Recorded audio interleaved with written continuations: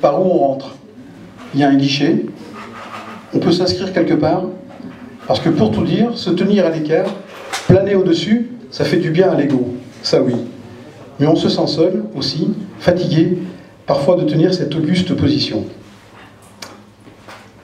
Alors, est-ce que vous êtes au-dessus de la main? Au-dessus de...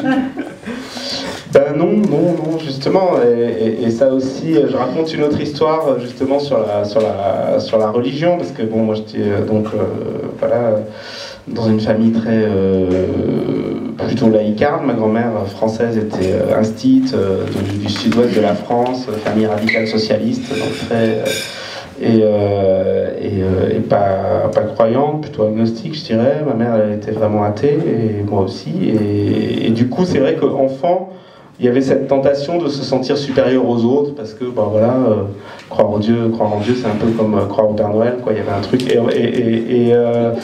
et en fait, j'ai eu une expérience quand j'étais, je pense que c'était en CM2, tous les autres, enfin beaucoup d'autres enfants de la classe se préparaient pour faire leur première communion.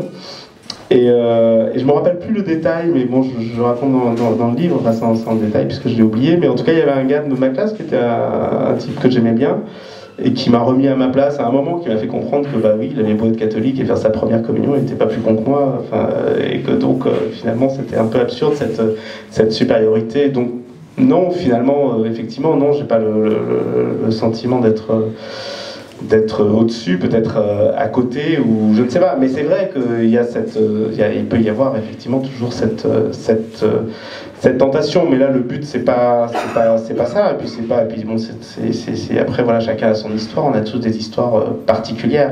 C'est juste plutôt le fait de dire qu'on n'est pas obligé d'adhérer à 100% en fait, même si on a l'impression de savoir réellement où on est.